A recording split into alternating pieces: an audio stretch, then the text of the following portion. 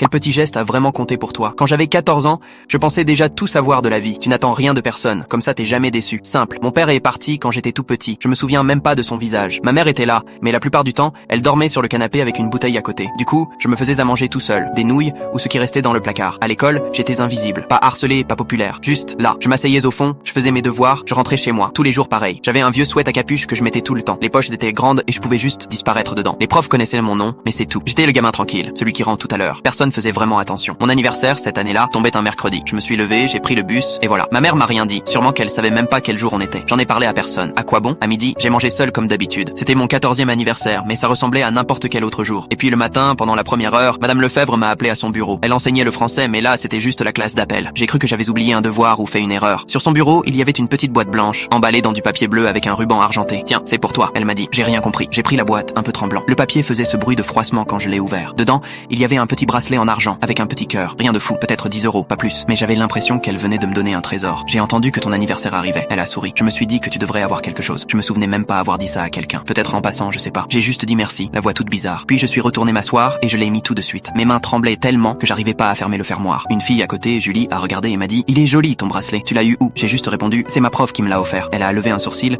puis a souri sans rien dire. J'ai porté ce bracelet tous les jours pendant des années. Sous la douche, au lit, partout. Quand la chaîne a commencé à rouiller et que ma peau devenait un peu verte, je le gardais quand même dans ma poche. Quand il s'est finalement cassé, je l'ai mis dans une petite boîte et je l'ai gardé dans mon sac. Ce que Madame Lefebvre ne savait pas, ce que j'ai jamais dit à personne, c'est que c'était le premier cadeau d'anniversaire de toute ma vie. Jamais eu de gâteau, jamais de bougies, jamais de cartes. Ma mère oubliait toujours, ou elle était trop à l'ouest. On n'avait pas de famille proche. Je voyais les autres parler de leurs fêtes, de leurs cadeaux, et je me disais juste: ouais, ça, c'est pour les autres, pas pour moi. Mais ce jour-là, ce petit bracelet m'a fait sentir réel, comme si j'existais enfin. Quelqu'un avait remarqué que j'étais là. Quelqu'un avait retenu quelque chose que j'avais dit juste parce que j'existais. Ça peut paraître exagéré, mais c'est vrai. Pour la première fois, je me suis senti vu. L'année suivante, elle m'a offert un livre. L'année d'après, une carte cadeau pour le café du coin. Et en terminale, elle m'a aidé à faire mes dossiers pour la fac et m'a écrit une lettre de reco. Elle n'en faisait jamais tout un truc. Elle me souriait juste et disait: "Joyeux anniversaire." Mais ces petits gestes-là, c'est eux qui m'ont tenu debout. Aujourd'hui, j'ai la vingtaine. Ma mère va mieux maintenant. Et ce